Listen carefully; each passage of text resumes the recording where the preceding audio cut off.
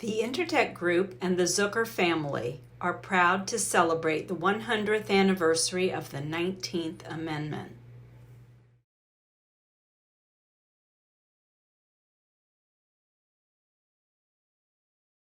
Welcome to We the Women. This is our celebration of the 19th Amendment.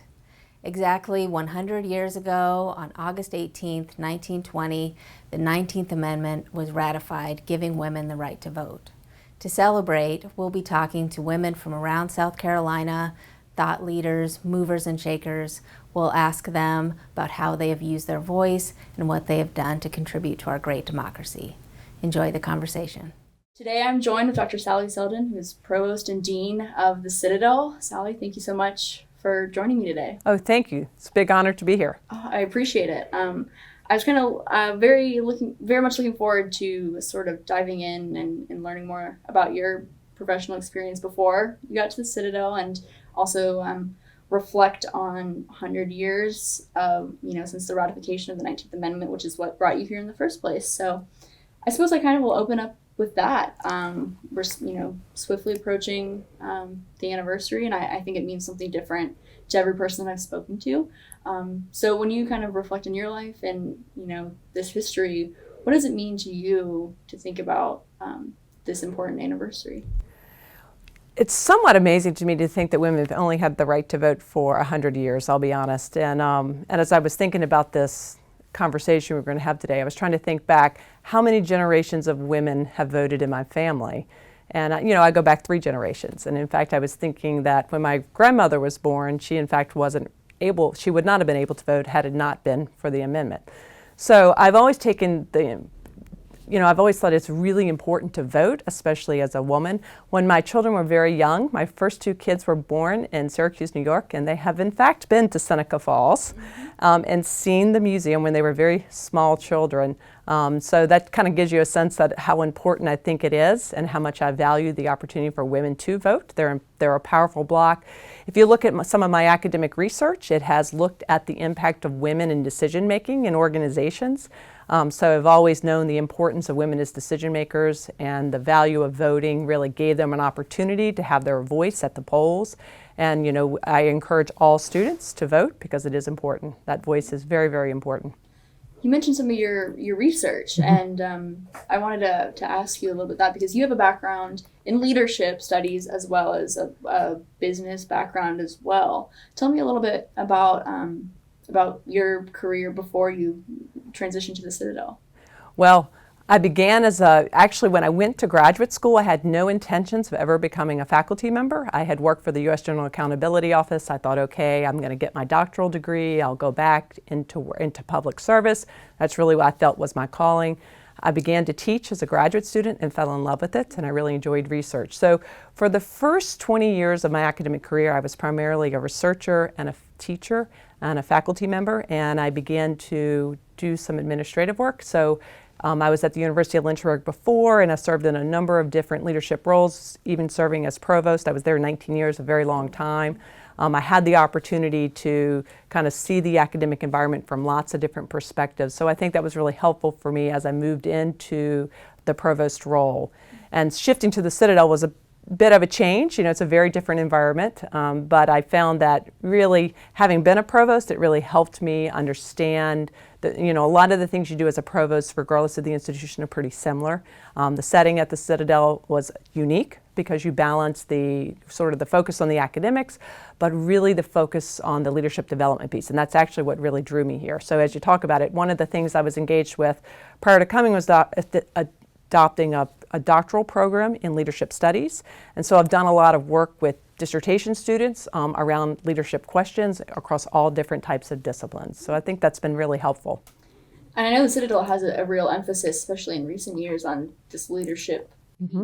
I mean, that's a core mission almost, is to create graduates that have this, ingrained in them, which I think is really interesting, especially when you think about leadership studies as a program. I don't know much about it, but I think a lot of people might not even realize that that's a discipline, or like an academic discipline. So, it is. I think that's interesting that your background ties in really well too. Right. And what's really interesting is that, I think about it from an academic perspective, but what really drew me to the Citadel is the experiential component of that leadership development for the cadets.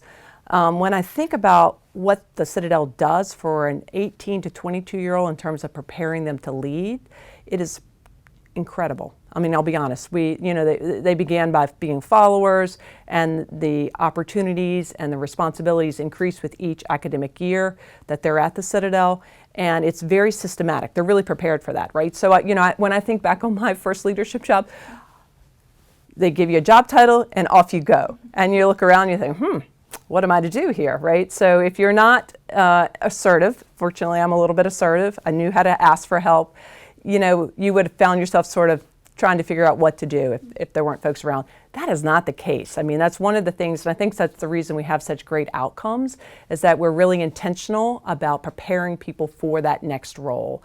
And, I really wanted to see that, right? So I looked at the results, right? If you look at the projected outcomes if you look at our academic profile, what our graduates achieve, it's far greater than what you predict. So I'm also a statistician, right? So I'm a modeler.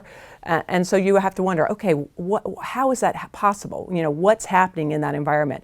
It didn't take me long to figure it out. And so it's powerful because you've got the academic component, because we have an academic leadership department, but it's also experiential. It's a lived component, it's in the barracks, but it's also in our Krause Center for Leadership and Ethics. We're really careful about thinking about how do we provide training in the area of ethics? How do we help our cadets grapple with ethical issues?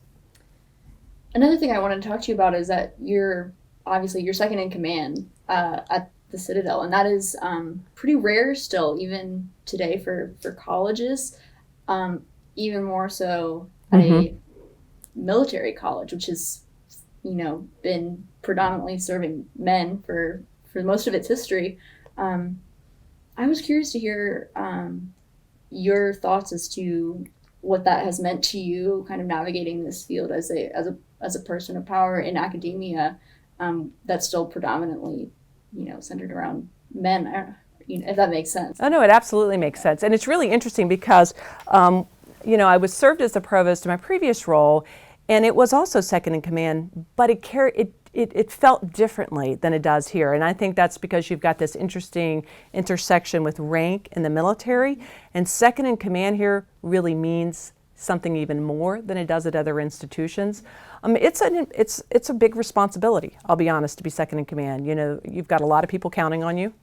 You've got a big responsibility to be not only operating at a high strategic level, but also to make sure that you're engaged in making sure that the operations are working pretty well. So it's, as a woman in this position, I didn't really realize this until I took my previous role and I had women students come to me and say, I am so grateful that you're in this role because I've been looking for a role model, right? So from their perspective, it was an opportunity to see a woman who, and in fact, I'm a professional woman, but I can tell you I'm also a mother, right? So I've spent my entire career, I've never had any time off, balancing multiple roles. And to be able for people to say, how did you do it, and be able to share my story, I think that's been very powerful. But I do understand how fortunate I am to have this position. I do value the position, the opportunity I have. I know how important it is to be collaborative. Even if you are second in command, to me, it's really about moving the institution forward. And that can't happen without engaging with the folks that are working at your level, or working at the level below, or even the folks who are on kind of the front line, the faculty and the staff who are kind of doing the day-to-day teaching and service activities.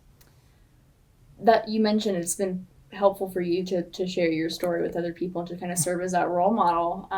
My obvious next question is, well, how did you do it? Whenever you talk to these people about how do you balance your family and the demands of a really, really, high energy, high stress job where you have a lot of responsibility. Yeah, that is a great question. I will tell you, it has changed from the beginning. When I had my first child, I always said I was late to the game of having kids. I had my first child at 32, and we moved really rapidly. So we had 3 sons under 4, which was, and in fact, you'll appreciate this. My first son was born on Monday. I taught an 8-hour class on Saturday. So I didn't take any time off when my first son was born, and I was very fortunate to have a great partner. So I tell you, part of my ability to juggle family is to have an amazing partner who, from the very beginning was very supportive of that. But I made some career choices because of my kids, right? So, I was at a program in my field of study that was the top program in the country. And when I had my first son, as I mentioned, I went right to work, and I was balancing, trying to make sure that I was teaching my courses, engaged in my research at a high level, and also trying to be as effective of a mother as possible as you can for the first kid. And then my second son came, and I thought, you know what, I need to really think about this. What's most important to me? And ironically, I had an interesting exchange with my department chair, which really kind of had an impact on me, and I stepped back and said, you know what, at this point I want to try to find an environment where I can balance this life a little better. So I made a choice to come back to where I grew up, so that my kids could be engaged with my parents and have a chance to have them in their life and kind of help with that balance. So, a lot of family, a lot of support has enabled me to do it. Very little sleep and a lot of caffeine also helps, just so you know. Wise words. That's a good formula right there. Yeah. When you think about, I still find it interesting that the Citadel as a college first admitted female cadets, female students, not that long ago, like mid-90s. Absolutely. What are your thoughts now when you think about from that point to where we are today? How has the college grown? Well, we've made a lot of progress in terms of increasing the percentage of female cadets. This past year we had the largest percentage of the incoming class that were women, which was really exciting.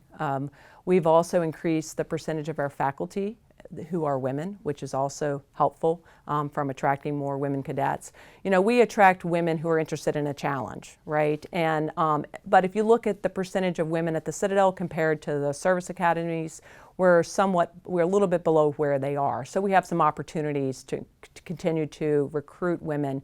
We're building, we're really trying to build a network for women cadets, and so we're trying to connect our women cadets with our female faculty members and with our alumni. So we're trying to build infrastructure and support.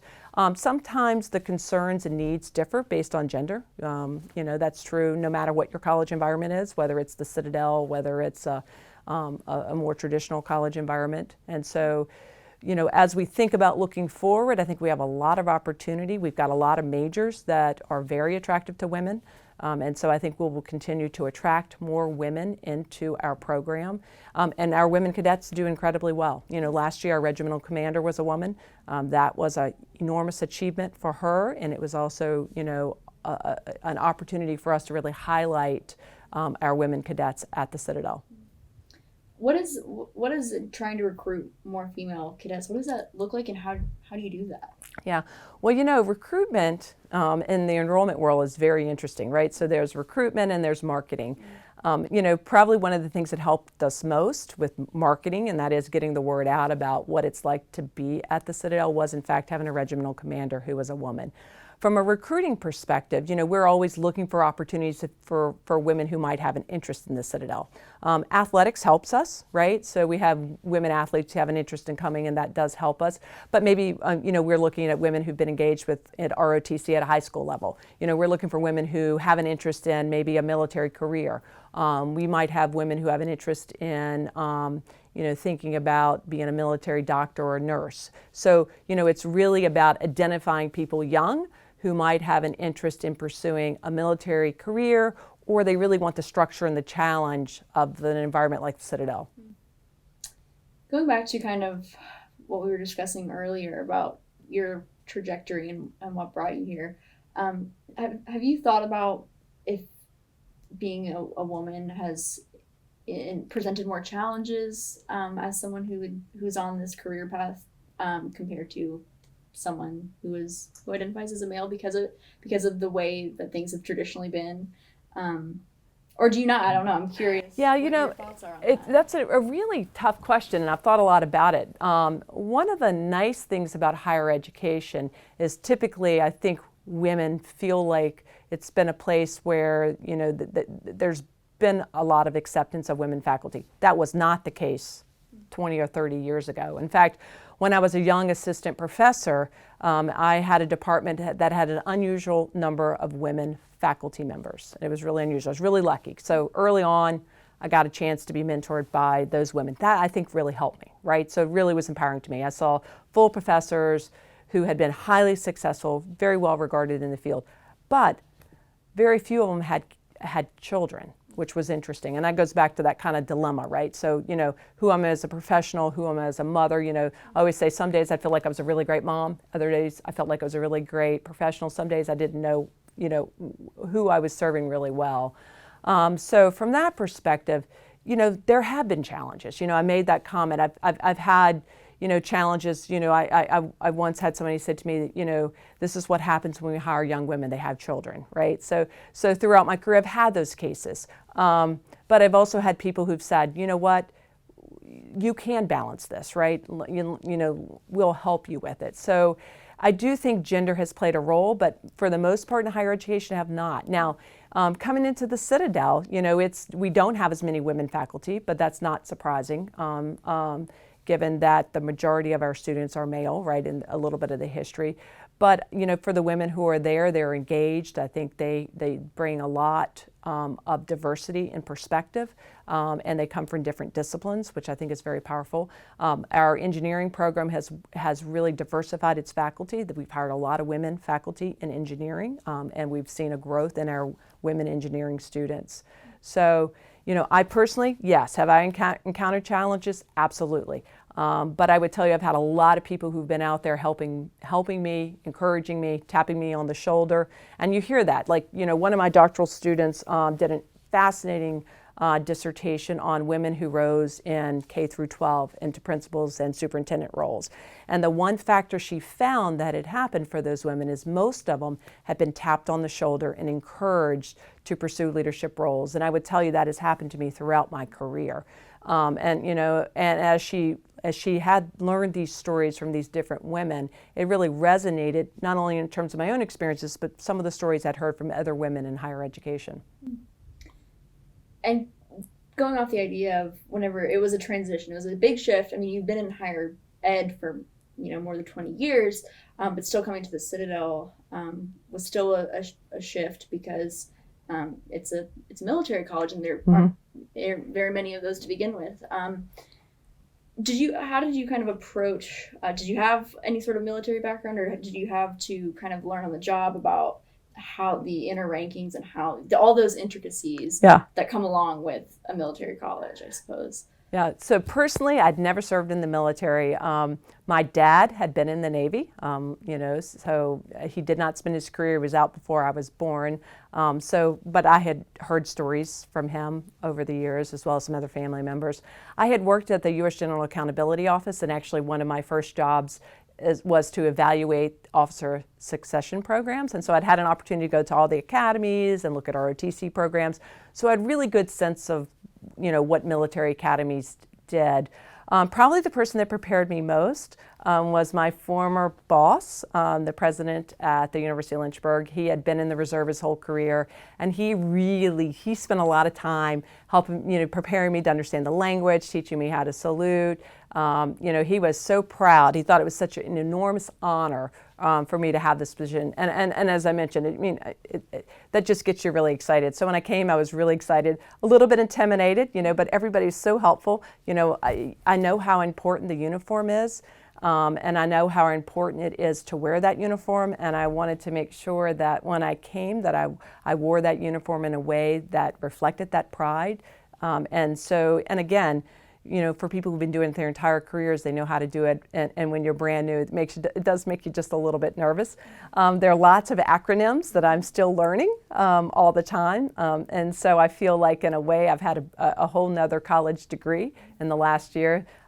But, you know, I would tell you everybody's been incredibly helpful. I have learned so much. You know, I always tell people it's the power of bringing two different areas together. It's the best of what we have in higher education, and it's the best of what happens in the military. And it is a different combination when you bring those two things together in terms of the academic experience, but also I think in terms of the military experience, because, you know, we can really learn from each other. When I was preparing for this interview, I watched another interview that you had done not long after I think you'd gotten the position, and I remember you saying, in your career, typically you would call them a presentation, but That's right. called briefings. Briefings, that's right. So it's like those sort of little things, I guess, that you kind of have to learn on the job, but you also can prepare, obviously, and study for some things, but that's absolutely. learn on the job. And I have to tell you, the cadets were able to teach me how to fire a cannon. Oh, really? Yes. Wow. That's something that you'd never expect to do, I suppose. No, When you're no.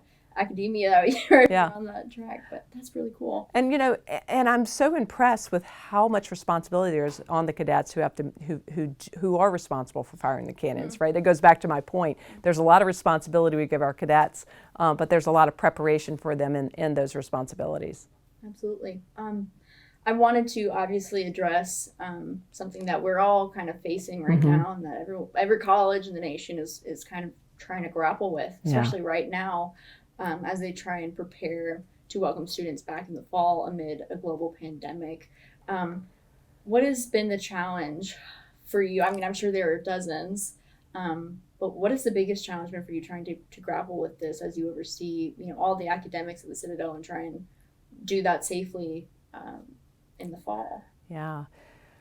If I were to say what is the biggest challenge is how much information is shifting and changing and trying to respond to and making sure we're creating environments that are safe and healthy for both our cadets and our students and our faculty and staff, right? So that's really tough because we want to make sure that we are providing the type of education experience that our cadets and students deserve, right, at the end of the day.